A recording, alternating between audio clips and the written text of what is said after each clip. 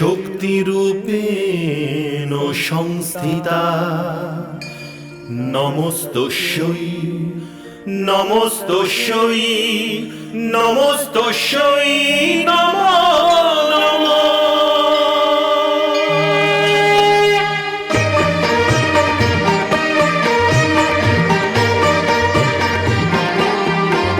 হে মা তুমি ভবতারিণী দুঃখ যজ্ঞ বিনাশিনী, হে মা তুমি ভবতারিণী দুঃখ যজ্ঞ বিনাশিনী, হে সর্বমন্ত্র মহিমা তুমি সর্বদানব ঘাতিনী, হে সর্বমন্ত্র মহিমা তুমি সর্বদানব ঘাতিনী, হে তারিণী হে তারিণী নারায়ণী নারায়ণী শক্তি তুমি শূলধারিণী শূলধারিণী।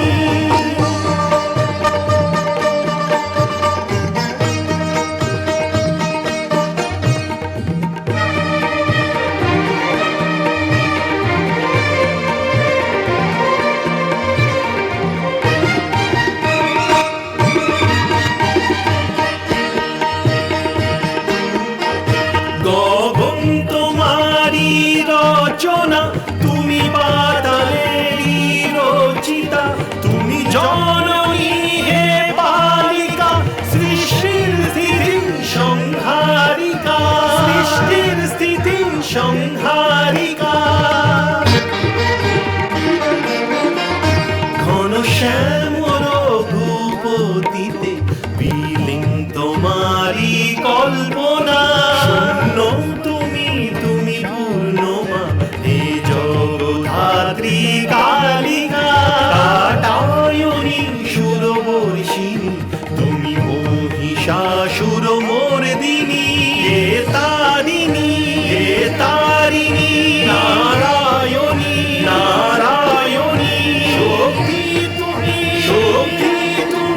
শূলধারিণী শূলধারিণী। অসুর সম্রাট মহারাজ মহিষাসুরের জয় হোক। এসো গুপ্তচর, কি সমাচার এনেছো? মহারাজ, আপনি যে কন্যার বধের আদেশ দিয়েছিলেন সেখানে আমাদের সৈনিক মারা যাচ্ছে।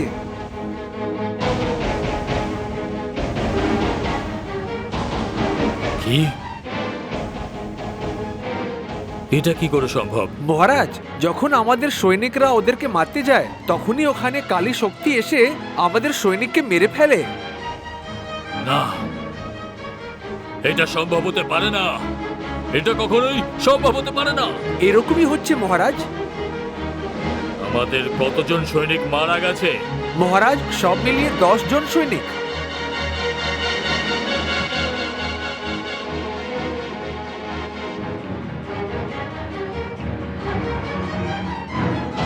দশ জন?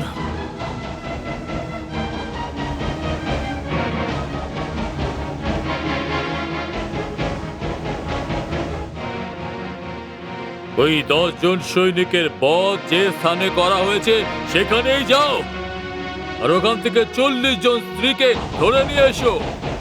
সে স্ত্রী যেই হোক না কেন, মা মেয়ে বোন যেই হোক, ওদের ধরে নিয়ে এসে আমার সম্মুখে নিয়ে এসো। যাও। যথা আজ্ঞা মহারাজ। নাশ!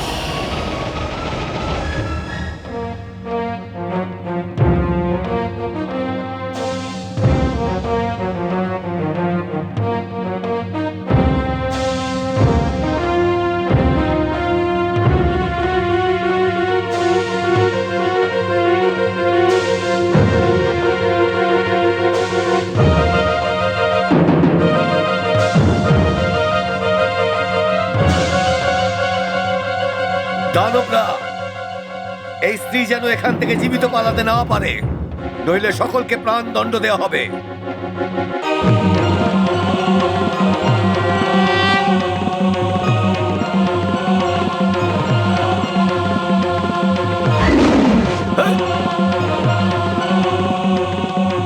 দুষ্ট স্ত্রী, যদি এটা তোর মায়া হয় তাহলে শীঘ্র সমাপ্ত কর। আর এখানে যত মৃত দানববীর আছে সবাইকে জীবিত কর। মূর্খ অসুর, এদের তো আর কেউ জীবিত করতে পারবে না। এরা কালের খাদ্য ছিল, আর তাই এরা কালের গলায় গেছে। যদি তোমরা এখান থেকে ফিরে না যাও, তাহলে তোমাদেরও এই পরিণামই হবে। এই মূর্খ স্ত্রী, তুই সেনাপতি চিকসুরকে তার পরিণাম দেখাচ্ছিস। সবার আগে আমি তোর শির উপড়ে দেব, তারপর তা পায়ের ধাক্কায় উড়িয়ে খেলতে খেলতে আমাদের দানব সম্রাট মহিষাসুরের সভায় নিয়ে যাব। আর যা উনি দেখবেন আর খুব প্রসন্ন হবেন। অধম, পাপী, নীচ, সব সৃষ্টি তোমাদের অসুরদের অত্যাচারে কাঁপছে। সমস্ত মানবতা ত্রাহি ত্রাহি করে বেড়াচ্ছে। মানব জীবনকে নিয়ে খেলা তোমাদের জন্য একটা শিশুর খেলার মতো সমান সমান হয়ে গেছে। কিন্তু আজকে এই খেলা আমি খেলবো। তোমার মাথা হবে আর আমার চরণ। এর নির্ণয় এখনই হবে।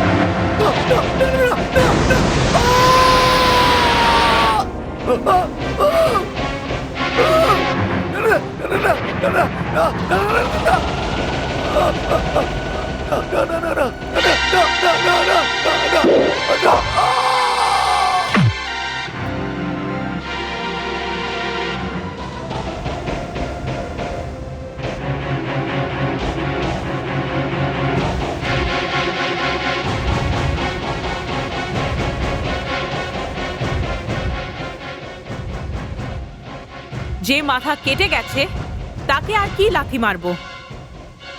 তোমাদের মতন বীরদের দেখে আমার খুব দুঃখ হয়, যারা মহিষাসুরের মতো পাপী আর অত্যাচারীদের জন্য নিজের প্রাণের বলি দিয়ে দেয়। আমি তো এখন মহিষাসুরের প্রতীক্ষা করছি। ওর মাথাকে আমি নিশ্চয়ই পদঘাত করব, কারণ সে স্ত্রী জাতির সম্মান করে না।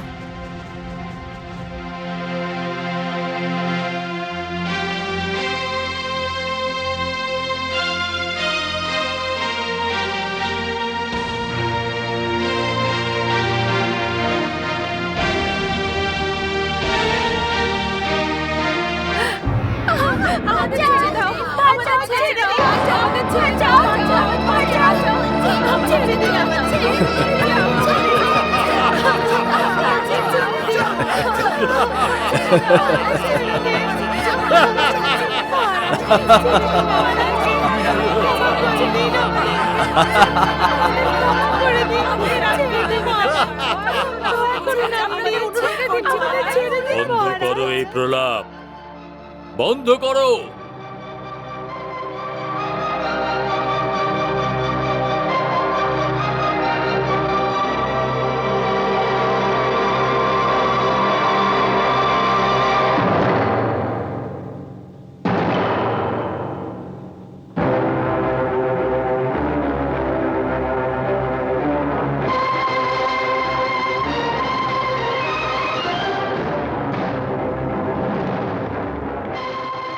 যে দেবী তোমরা পুজো করো, যে দেবী তোমাদের সবাইকে রক্ষা করেন, সেই দেবী আমার সৈনিকদের বধ করেছেন। তাই জন্য আমি এই নির্ণয় নিয়েছি, উনি যদি আমার একজন সৈনিককে বধ করেন, তাহলে মানব সমাজের 4 জন স্ত্রীকে বধ করা হবে। 4 জন স্ত্রীকে। ক্ষমা করে দিন মহারাজ, ক্ষমা করে দিন, দয়া করুন মহারাজ, আমার ছোট ছোট সন্তান আছে, দয়া করুন মহারাজ।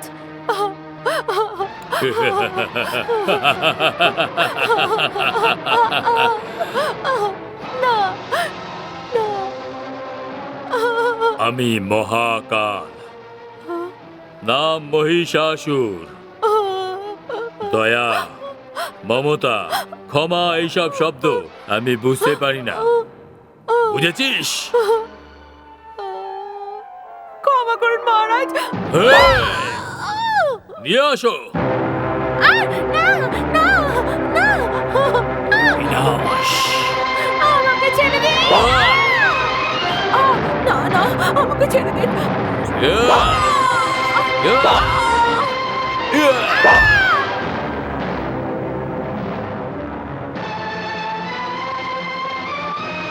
বিনাশ।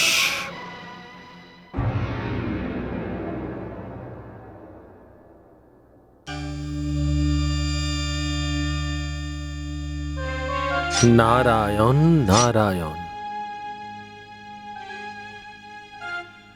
কি ব্যাপার হয়েছে দেবশ্রী? আপনার মুখের ওপর ভয় আর বিচলিত হওয়ার রেখা কেন? হে দেবী ভবানী, এ কেমন সংগ্রাম! নির্দোষ কন্যাদের, কুলীন স্ত্রীদের বধ করা হচ্ছে। দেবী ভবানী, আপনি একটা রাক্ষসের বধ করেন, আর ওইদিকে মহাদানব মহিষাসুর 4টে নির্দোষ স্ত্রীর বধ করে। এই ভয়ানক ব্যাপারটাকে থামান দেবী।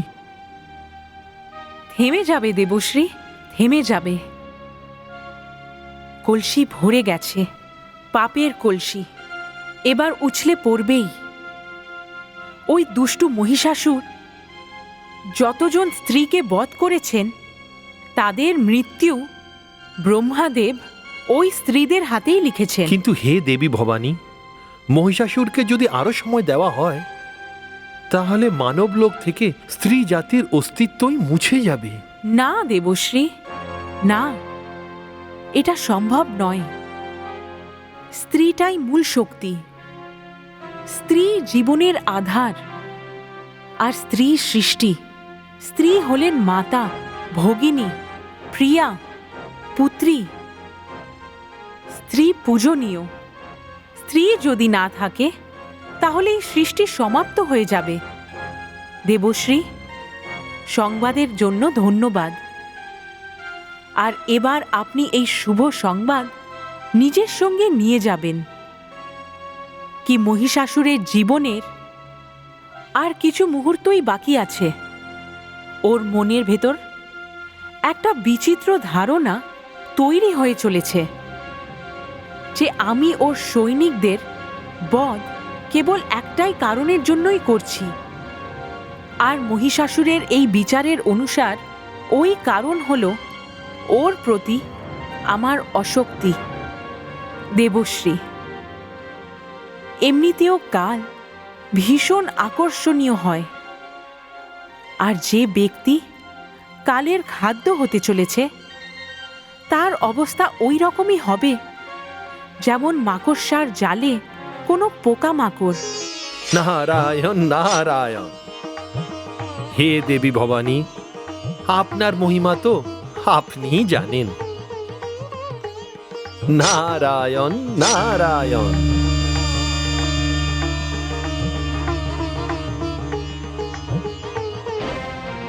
কি? হ্যাঁ মহারাজ, দানব সেনা ভয় পালিয়ে যাচ্ছে। সেনাপতি চিকসুর মারা গেছেন। সমস্ত ঋষিগণ আর দেবতারা প্রসন্ন হচ্ছে। এ অসম্ভব, একেবারে অসম্ভব। আসিল মা, বিদ্যালক্ষ, আজ্ঞা অসুর সম্রাট। এই সংসারে এই সময় আপনাদের থেকে বড় যোদ্ধা আর কেউ নেই। এটা সম্ভব যে সেনাপতি চিকসুরের বধ ওই স্ত্রী ছল করে করেছেন, ছলের সাহায্যে। কিন্তু আপনাদের উপরে ওই স্ত্রীর রূপ আর সৌন্দর্যের কোনো প্রভাব পড়বে না। যাও, দানব সেনাদের একত্রিত করো।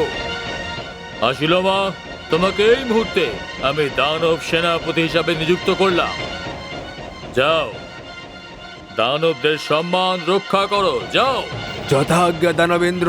আমি আর বিদ্যালক্ষ ওই স্ত্রীর শির কেটে এখানে নিয়ে আসবো।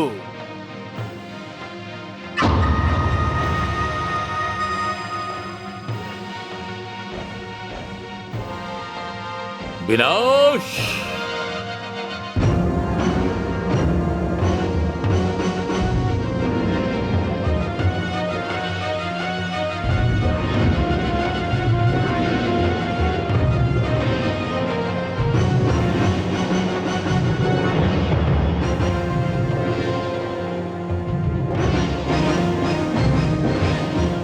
বরুণ দেব, দেবী ভবানী রাক্ষসদের সংহার করা শুরু করে দিয়েছেন, কিন্তু এই সময় এই রক্তবীজ গিয়ে যদি মহিষাসুরের সঙ্গে মিলে যায় তাহলে বড় অঘটন হয়ে যাবে বরুণ দেব।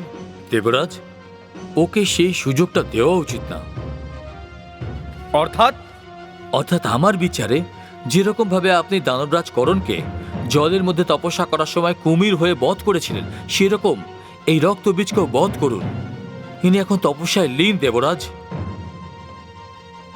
আপনি ঠিকই বলেছেন বরুণ দেব, ঠিকই বলেছেন আপনি।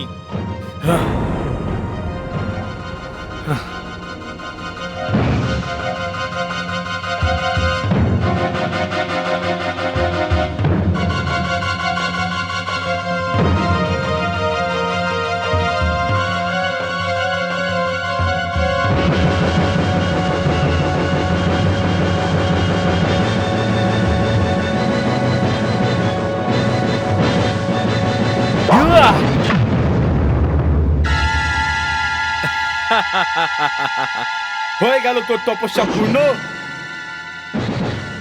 ব্যাস রক্তবীজ, তোর আয়ু এই পর্যন্ত ছিল। হে বরুণ দেব, আপনি আমাকে এই বুদ্ধি দিয়ে কেবলমাত্র নিজেকে নয়, সমস্ত দেবগণের ওপর উপকার করেছেন।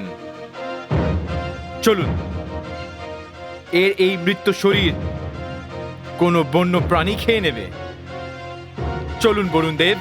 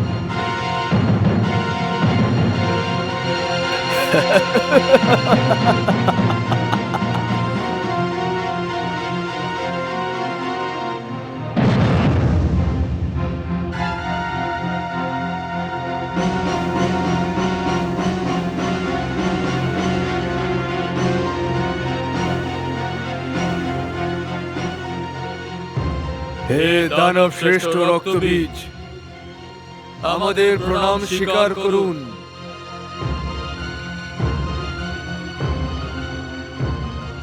কে তোমরা দুজন? দানবের রক্তে আমাদের জন্ম হয়েছে, তাহলে দানব ছাড়া আমরা আর কি হতে পারি? আমাদের কোনো নাম দিন আপনি। মনে হচ্ছে তোমরা দুজন আমার আশার উত্তর। তুমি শুম্ভ,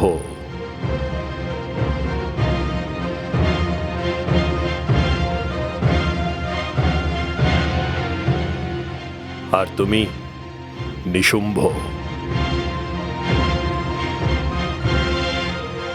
এটা আমার আদেশ কি তোমরা দুজন যাও আর ব্রহ্মার তপস্যা করো। আমাদের জ্ঞান আমাদের এটা করার থেকে আটকাচ্ছে দানব শ্রেষ্ঠ। আমার তো মনে হচ্ছে যে দেবরাজ ইন্দ্রের কথা শুনে ব্রহ্মাদেব আমাদের বরদান করবেন না। না, উনি আদি প্রজাপতি। উনি জীবনের কিছু নিয়ম বানিয়েছেন, উনি তপস্যারও কিছু নিয়ম বানিয়েছেন। মনে রেখো, যে নিয়ম বানায় সে নিজের বানানো নিয়মকে কোনোদিন ভঙ্গ করে না।